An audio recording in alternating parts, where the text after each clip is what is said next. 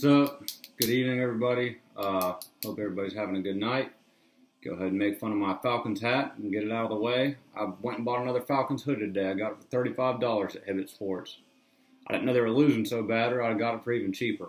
So, yep, all the Falcon stuff right now is on discounts. I was about to go to sleep and do this video tomorrow. Scrolling through the Facebook pages for UGA. And, yeah, I couldn't do it. So let me just get this across. Justin Fields looked great against UMass.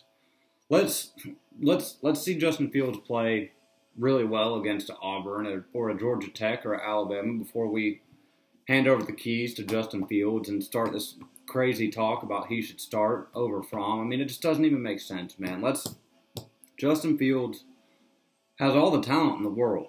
There are a lot of quarterbacks that have been very talented that haven't performed at a high level at the quarterback position. Just because Fields can throw it 70 yards in the air to Mecole Hardman doesn't mean he should be the starting quarterback. I can't tell you how many times I've seen Fromm check the play at the line from a passing play to a run play, and that run play go for a first down or a touchdown. I mean, countless times. So, Fromm, you've got to understand that you don't see everything as a fan that Fromm does for the team and for the offense. I mean, there's stuff, if you ever watch one of those SEC insides on Georgia, there's stuff that Fromm does that we'll never even know about that results in a touchdown. If you watch the SEC inside for the Florida game, you'll hear him mic'd up and you'll see that two of his checks went for touchdowns, and that was all Jake Fromm, had nothing to do with Tim Chaney. I'm pretty sure that inside the headset in that earpiece goes off at a certain point after Chaney gives him the play through the headset. So, anyways, I like Fields. I think Fields played great. He looked incredible. He's big. He's fast. He's athletic. He can throw it a mile. But he looked horrible in the Auburn game. I mean, that's just the bottom line. He looked great against UMass. He looked sketchy against Auburn. Now, he hasn't played that much. Fromm's played a lot. I will say I was there at the Appalachian State game when Jacob Eason got hurt. I was sitting in the 130s, 135 I think it was. And, man, I watched the whole quarterback one on Jake Fromm on that Go 90 series. Facebook's still going crazy about this Field thing. I watched the entire Go 90 series on Jake Fromm. And if you guys remember the game that Kirby Smart went to go recruit Fromm, he was there on the sidelines. Fromm threw 6 interceptions. And that game just stuck out to me in my head. So when Eason didn't get up, I was like, oh, God. And I told my buddies, I said, dude, we're done. We're done. I said, the game that Kirby went to recruit this Fromm kid, I said he threw 6 picks. I said, we're done. And I really believed that. I was scared to death sitting there. I thought it was possible we could have lost to App State. And Fromm, man, he got in there and just turned it around, and they looked so much better right away. Very first drive against UMass, the offense was operating at such a higher level. Fromm's won in big games. He's played in big games. He's played good in big games. He played like shit in the LSU game. But more times than not, you can count on Jake Fromm. I think he's 22-3, 24-3 as a starter or something like that. Man, it's ridiculous. That's really impressive. And yeah, he only throws for 2,000 yards a game or 2,000 yards a season and about 180 a game. But he gives you a lot. He can make most of the throws. There is some stuff that Fromm does that I don't like. Trust me. He misses wide open guys all the time. He missed a bunch of wide open guys in the LSU game. But more times than not, Fromm's going to get you a win. And I think if the Georgia fans think about that, they know that that's true. I didn't expect him to win or lead a comeback in the Oklahoma game, but he did just that. Played incredible. With the game on the line on that 4th down, he came through for us. So, Fromm, let's just see Fields do it big time. You know what I mean? Before we pronounce him the starter. Kirby Smart knows what he's doing better than we do. He's there in practice every day. And from everything that I've heard out of Athens is that Justin Fields looks great. Can make all the throws. He's having trouble reading defenses at the line. Is what's holding him back right now. And for y'all that have played sports and played football, knowing it on the sideline, sitting there watching the guys, one thing. knowing it when you got a blitz coming at you and it's 3rd down and 9 with 90,000 people watching is a whole nother ball game. So I like Fields. Fields looked athletic. He made some incredible throws, some incredible plays with his feet. He's tough. He's not afraid to take a hit. I like that, but can we please pump the brakes? It's not going to happen this year, and no matter what we say, Kirby Smart is going to do whatever Kirby Smart wants to do, which is probably the most slow-minded, most stubborn-minded thing we can do. So I wouldn't. If I was a Georgia fan, I would buckle your Fields seatbelt and wait for Fields' junior year to see him start, because that's just how Kirby Smart is. If you haven't noticed, Kirby Smart is very, very, very conservative. A little bit too conservative for me at times. It's almost like he's got to be losing. Yeah, he's got to be losing to get any kind of aggressive in a game. It's weird. It's almost like a governor on a car. You know what I mean? It's like that the car can go 260 miles an hour, but they put that stupid governor on there and the car can only go 150 or something like that. That's what it feels like, because we all know the potential of this team, the athletes on this team, the recruiting classes that we brought in. We know that we've got the players on offense and defense that are explosive, and sometimes we just don't see that on the field, so it's frustrating. But anyways, pump the brakes on the Fields thing. It's not going to be this year. It's probably not going to be next year. Let's get into the UMass game. I thought everybody looked really good in the UMass game. A ton of people scored. The offense looked great. Fields looked great. Fromm looked good. They did exactly what I said. Fromm played a quarter and was done. That was wonderful. A lot of young guys got to play. I liked that. I'm still watching it now. And 12 minutes. Yeah, I'm still in the 4th quarter right now, rewatching it. I took some notes on some guys that looked good. Jordan Davis got a sack. He looked good. He's really, really, really improved. Every game he plays, Jordan Davis gets better. He looks a lot like John Atkins. True freshman. Dude is a bowling ball right there in the middle. That's exactly what we needed. When I get to this injury list, I pay attention to the names that are missing off our offensive and defensive lines. It's really incredible what we've still been able to do with this amount of players on this injury list. Malik Herring played a lot. He looked good. He looked fast. Monty Rice was hurt, foot injury. He hurt his foot pregame for the UMass game. So hopefully it's not serious. Hopefully he gets back. Natrez Patrick played well, tackled for once and wrapped up and got the guy on the ground. Natrez, I'm happy for you. I know that we're hard on you, but it's like, man, the thing with Natrez is he's got all the potential and he's got the instincts. So it's just the plays where it looks like he's taking a play off, or the plays where he's right there in the hole and gets a shadow tackle and doesn't even touch the guy. That's what's frustrating for Natrez. James Cook scores another touchdown. That's what's frustrating for Natrez, because you know the potential is there. You know that the talent is there. You know that he's been coached up. So that's the only reason I get so frustrated with Natrez, because it's almost like, man, this guy knows better. This guy's capable of making these tackles. Why is he not? This guy knows he needs to be busting his ass. Why is he jogging to the play? Why did he not stick his hand up and knock that pass down? Anyways, Natrez looked good in the UMass game. James Cook looked really fast. He just scored another touchdown here in the 4th quarter with 10 minutes, 50 seconds left. Hardman had that long touchdown. Fields put that on a rope, didn't he? Dropped a dime on that one. That was a really impressive throw by Fields. Tyler Simmons had 2 touchdowns, one on a sweep, one on a pass. Man, I didn't even know this kid was from Powder Springs. This is being filmed from Powder Springs, so, shame on me for not knowing that, isn't it? DeAndre Swift, all right. All you Holyfield haters are going to love this. I don't care what you say about Holyfield. I love the kid. Holyfield gives maximum effort and will not be denied when he wants to get to the end zone if he has a 5-yard head start. Inside the 2, nobody on our team can score for whatever reason. But Swift passes up Holyfield on yards rushing this year. He's got 125 attempts, 857 yards. 6.86 average with 8 touchdowns. Passed up Holyfield this week rushing. Holyfield's got 124 attempts. 817 yards and 6.58 average and 6 touchdowns on the season. I still think he's had a really good season. Obviously, Swift is the better athlete or running back. I mean, whatever you want to say. He's just more explosive. Holyfield's a little bit slower, a little bit bigger. He's just not as quick Swift really has the perfect last name to describe how he runs.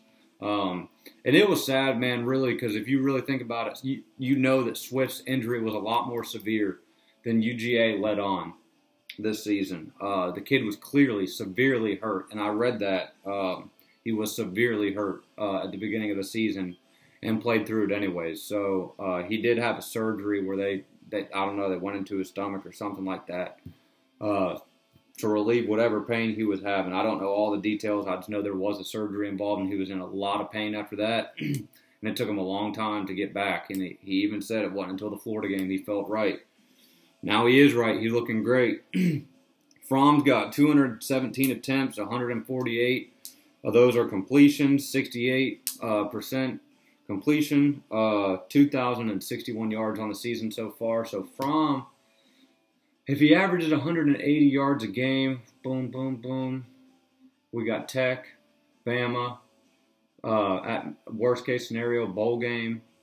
But if we go to the playoff, that would be 2 additional games. So Fromm could get to about 2,700 yards on the season if he really balls out. And if we make a couple of playoff games here, we'll see what happens with that. He's got 20 touchdowns and 5 interceptions on the season. That's really good for y'all that followed Stafford. I mean, he looked rough his first 2 years, and then he really came on strong his towards the end of his sophomore year and his junior year. His sophomore year was really good.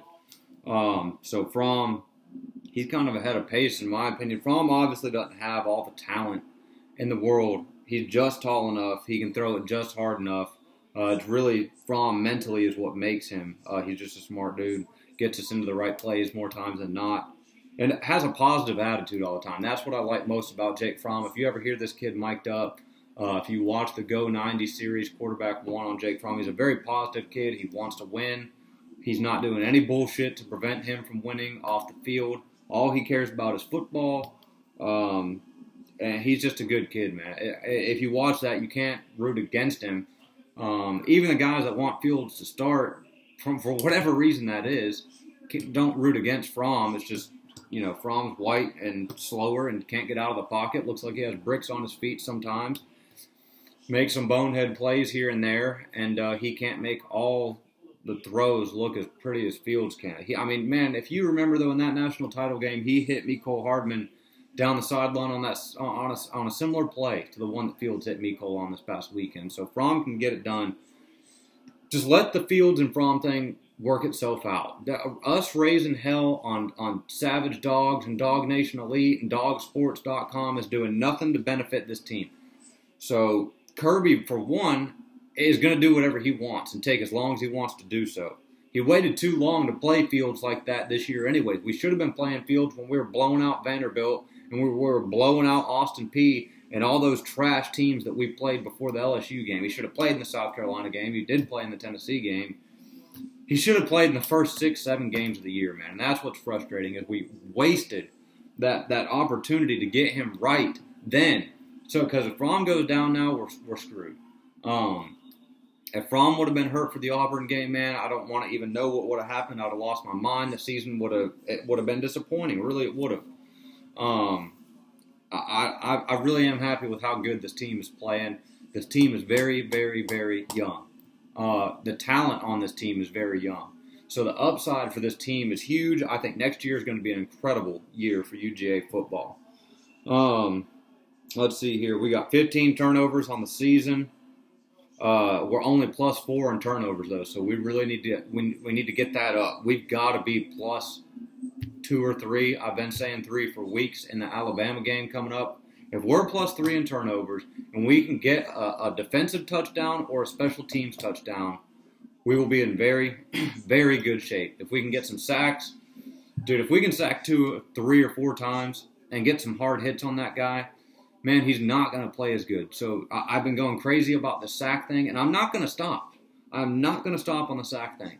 This team needs sacks. Every Georgia team that has sacks has played better than a Georgia team that doesn't.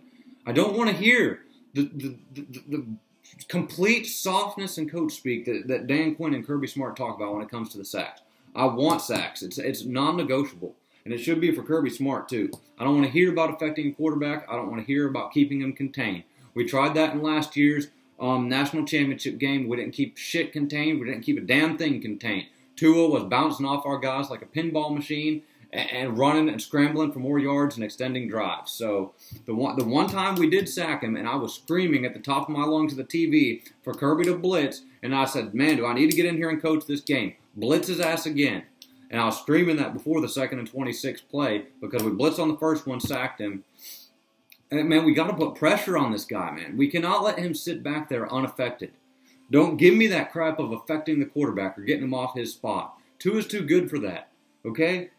We need to be physical with this guy and put a message in his head that we're here to play and we're going to knock the shit out of you when we get our hands on you. And we need to get our hands on him. I don't want to even hear it. So if you want to make a comment about sacks don't matter, make your own YouTube channel and make your own video. Because on this channel, sacks absolutely do matter. And I want to see them. And I want to see these quarterbacks get brought to the ground with violence. This is a violent game for people who like to hit people, the quarterback included. He needs to take a couple of shots. Get to his ass on the ground in the Alabama game. Find a way to do it. Run stunts, run blitzes, run a kitchen sink, run a safety blitz, free safety, strong safety, bring the corner. I don't give a damn what you do.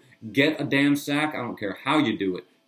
Multiple. 3 sacks and plus 3 turnovers is what y'all need to get done in the Alabama game. So if you think that sacks don't matter and you're under the Dan Quinn and Kirby Smart spell, then that's fine. Go make your own YouTube channel about how sacks, don't matter and we can contain the quarterback and still win football games. Okay? On my football team, I'll be getting sacks and I'll be kicking your team's ass. Anyways, Jordan Davis steadily improving. He's been getting better all year. Tay Crowder looked really good. He's got 2 interceptions on the season now. He had one in the UMass game. Our young linebackers that played in the Kentucky game, I don't know why they didn't play as much in this UMass game, but they need to play a ton against Georgia Tech. We've got to get those young, fast linebackers ready to go against Alabama. Channing Tindall, Otis Reese, Brenton Cox, Malik Herring need to play more. Who else? Where's Walter Grant been? He's on this injury list, isn't he? Walter Grant's on the injury list. That's where he's been. That's the problem. Walter Grant, we could have used him. There's so many guys on this injury list, man. It's really a good job on this coaching staff for getting us to where we are, playing as well as we are with how many guys are injured on this list. So just listen to this. Walter Grant, he was a good pass rusher for us last year. He's played sparingly this year. He's got all the talent in the world. He wears 84. He looks a lot like Leonard Floyd does. He's kind of been just not very consistent, I guess. But when he flashes, he looks great. So maybe injuries got a lot to do with that. I haven't really followed him too closely, so I'm not sure. I followed him in recruiting, though. I do remember him. Ben Cleveland's got a knee and an ankle. He sprained his ankle after he was coming back from that knee injury, so he's cleared. Kirby's just saying that he doesn't look like himself. So our young offensive line, man, they're going to have a lot on their plate. That's my biggest worry going into that Alabama game. I don't know how we're going to block Alabama's D-line. I mean, I'm just being real with you, thinking about it. Our entire offensive line, even Cade Mays is on this list. He's hurt now. So our offensive line right now is total patchwork. And y'all know as well as I do that ain't going to fly against an elite SEC defense. So I'm hoping to get Ben Cleveland back. I'm hoping to get Cade Mays back. Kendall Baker's even hurt too. Man, we got to get a lot of guys back on the offensive line to compete in that Alabama game. We got to have these guys play against Tech. We got to go into the Alabama game with some continuity. More on the injuries list. Tyler Clark, 52. Defensive line dude is a straight beast. David Wilson, Monty Rice, Cade Mays, Kendall Baker, David Marshall, 51, total beast on the defensive line. He hasn't played much at all this season. He got hurt early on. Daquan Hawkins-Muckle, big-time player for us on the defensive line. Hasn't played much at all, if any. I don't remember Daquan playing at all this year. Amir Speed, he's a cornerback. He hasn't played much at all unless it was cleanup duty. He was highly recruited, though. Justin Young, I honestly don't even know who that is. Jarvis Wilson, I think that's the guy that Kirby was talking about. Jarvis Wilson coming out of camp looked really good at the star position. It was. Jarvis Wilson was looking really good for us at star in the spring, and then he got hurt. True freshman, too. Super talented. Trey Bishop, he's hurt. And, of course, Zamir White. If you guys don't know who Zamir White is, he was the #1 running back in 2018. He tore his ACL his senior year, man, and then gets to fall camp and is cleared and was looking incredible, and he tore his other ACL. So this sucks for that kid, man. I hate it for him. Zamir White, I'm hoping that he's going to be a beast for us when he finally suits up. It's just, he is a super talented kid, man. Watch that kid's high school tape. It's incredible. It's incredible. He really looked a lot like Todd Gurley, honestly. And Todd Gurley's the best player I've ever seen play. So UGA, I'm going to make a video on Georgia Tech and Alabama and stuff like that. But, man, it's like the main thing is we got to keep pushing ourselves to get better. And you Georgia fans, I've been on your ass. And, man, it's for a reason. I'm not getting on y'all's ass just so I can go out here on Facebook and start some shit. Man, I want to win a title. And teams that win titles hold themselves accountable even when they're beating UMass 66-0, whatever it was. So you need to play to a certain standard. You need to be putting in 110% effort no matter what the score is. You cannot take plays off, man. That's what pisses me off the most. You cannot take a play off. At Alabama, if you take a play off, if you blow an assignment, your ass is coming out of the game. You're liable to be gray-shirted, and you're liable to be stripped of your scholarship. I mean, I'm not saying to be that extreme, but for all the Disney Dawgs on here that are, on these Facebook pages telling people to quit their bitching when they critique the team or when they're critical of the team and naming things that we could do better, y'all need to get off their ass, man, because these fans want this team to play to a standard, and that's a championship standard. If we take a quarter off, which we did against Vanderbilt, that is a quarter that we didn't get any better. That's a quarter that we are behind the top teams in the country. And we are a top team of the country, but we could be even better if we wouldn't have taken that quarter off. That's the kind of stuff that pisses me off right there, man. You cannot take plays off. You cannot take quarters off. You cannot blow assignments. So you need to constantly, elite athletes and elite football teams continue to get better. They do not stay stagnant. They do not get worse. They keep pushing themselves. Even if you don't feel like it, even if you're tired, even if you're injured, even if you're worn out, no matter what's going on, you keep pushing yourself. That is what the people who want to be the best do, is they push themselves. The best athletes that play in the NFL, that run sprints in the Olympics, are the ones that push themselves when they don't feel like pushing themselves, okay? So I'm not, and it's not just me. Everybody on here who's critiquing the team are diehard Georgia fans that want to win. We have waited way too long to get a national championship, and it's ridiculous. Hey, you want to go around the whole list again? Alabama's got one. Auburn's got one. Florida's got one. Florida State's got one. Miami's got one. Clemson's got one. Tennessee's got one. Everybody around this entire state has got a national title since the last time we did. And that is a problem. That is more than a coaching problem. That is more than an administrative problem. That is a culture problem. It is university, state, and fan-wide of people being content with just good enough. That's why we were in that situation with Mark Richt for so long. That's why we got blown out in big games. That's why we played down to the level of our competition, because we as fans allowed it, okay? And I'm not going to be one of the ones to allow it, because I want a national championship. And I want it sooner rather than later. I think it's going to happen next year. We've got a chance. We're in the mix this year. But next year's team is going to be truly special. So all y'all that are bitching at the people who are critical of the team, all you're doing is holding us back, just so you know. And I'm not saying that you're not allowed to. You're entitled to whatever opinion you want to have about UGA football. If you want to be happy that Georgia barely scoots by Vanderbilt or is in an absolute fist fight with Georgia Southern at home in 2015 and skirts out of there in overtime by the skin of their teeth, if you're content with that, that's fine. That's fine. But don't tell other people to shut the hell up and quit their bitching on the dog Facebook pages when they're being critical of the team. We're trying to help this team get to a higher level.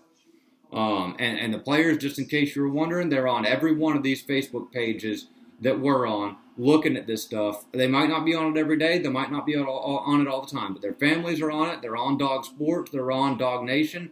They're on it all, man. So, if they see people holding them accountable, like they did for the Florida game, they read some of the stuff before the Florida game, and it fires them up when we say that they're quitting on plays, because they know that they have. If you watch, you know that they have. You know when someone's jogging to a play, especially if you played football before. And I'm not even going to say who it was again, because it's over with. They've played much better. The defense has played much better. That Florida game was the turning point for the defense. They look very aggressive. They look very fast. Their instincts are good. We haven't had as many blown assignments. I think Tyson Campbell got benched. He played in this game, but I hate it for him too, man, because that kid's talented. I like him. He's right more than he's wrong. If he's beat, he takes the pass interference, which he knows is 15 yards, instead of giving up a touchdown. He was a big 5-star recruit for us. He's a very fast kid. He was a sprinter in high school. I like the kid. It's just, it's tough, man. It's tough when you got to put somebody in there over someone you like. You know what I mean? I like Tyson Campbell. I don't even know the kid. And I hate to see him be benched, but Eric Stokes has come in and played well. He's had some screw-ups as well, though. So that's that on Georgia.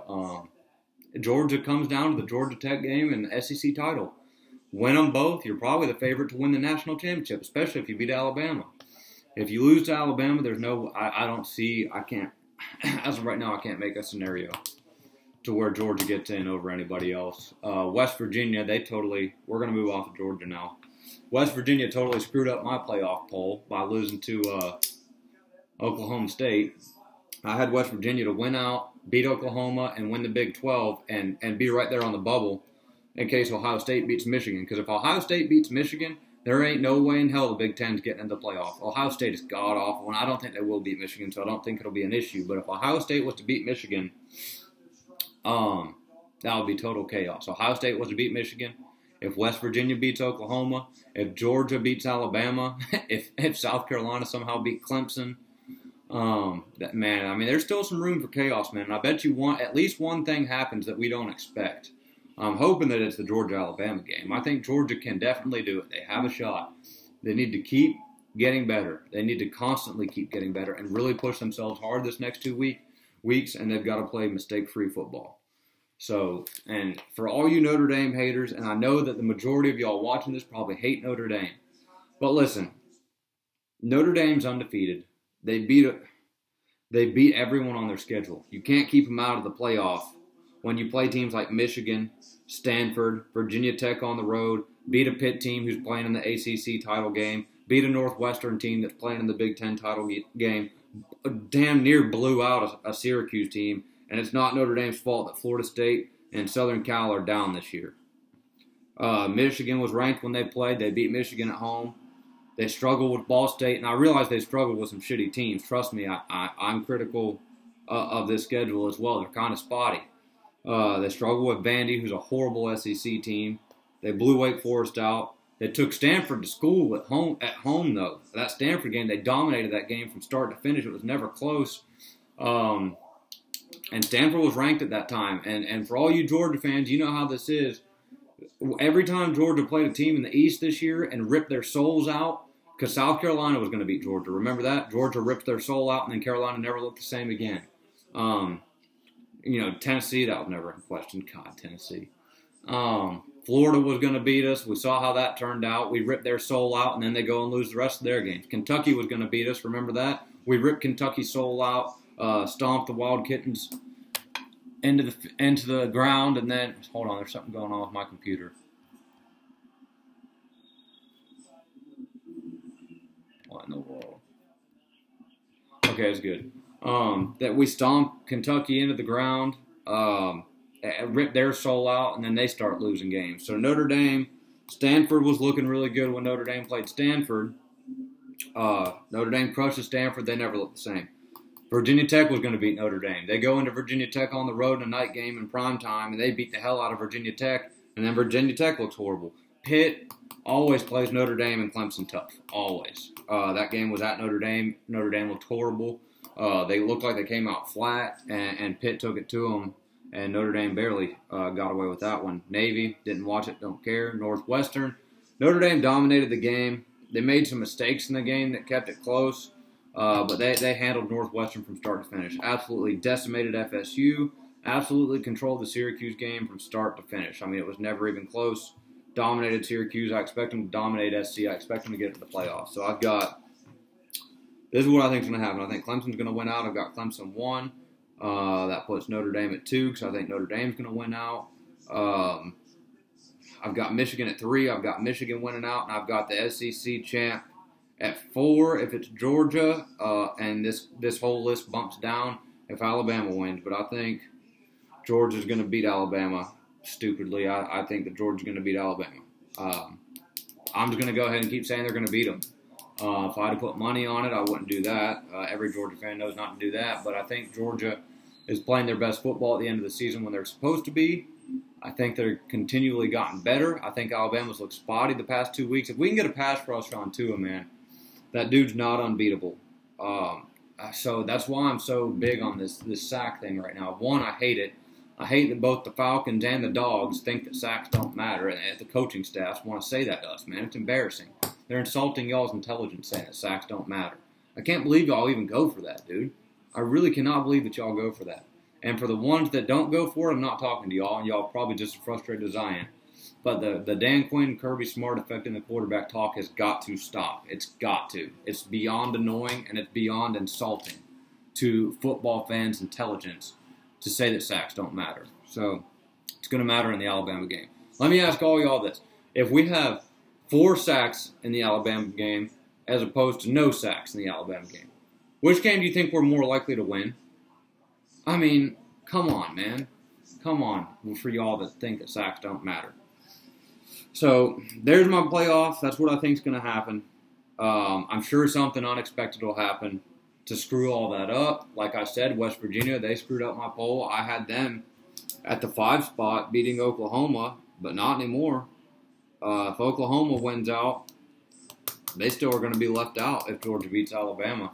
Somebody's getting left out. The Pac-12 is definitely getting left out. I can't stand the Pac-12. I think they're awful. I don't have any interest in watching any of those teams. I haven't since USC was very good in the mid-2000s because that was actually a legit real team that came to the SEC and won, beat Auburn to death on their home field, and beat pretty much whoever they wanted to death all the time. But Georgia, man, they can get it done. They just got to keep improving. They got to keep getting better. And I know that I'm hard on them. I know that a lot of us are hard on them, but these kids played a D1 school, the biggest school in Georgia, that they can handle it. They can get it done. They know what they signed up for. This was how it was at their high schools to live, breathe, and die football here in the South. So, football is the religion in the South, in case you didn't know. So they can handle it. They've been doing this their whole lives. Hope that everybody has a fantastic week at work. I know that I'm not looking forward to it. It's 11:30 at night, and I'm making this video, but we looked really good in the UMass game. So I hope we keep it up and continue to improve. Yep, and I hope we play our best game against Alabama. I really do. Come out and play our best, and let's see where the chips fall. We can't give them the game. We cannot make stupid mistakes to let Alabama hang around or muff a punt or do something ridiculous to give them an extra chance. We got to play perfect football. That's just what it's going to take. So hopefully they get it done, man. I'll be cheering my ass off for them. I'll be at the Georgia Tech game next week. So let me know what y'all think about it, man. Let me know what you think we need to do to win. I'm coming out with a video on that. I've already come out with one, and there will be another one. So go Dogs. See y'all next weekend.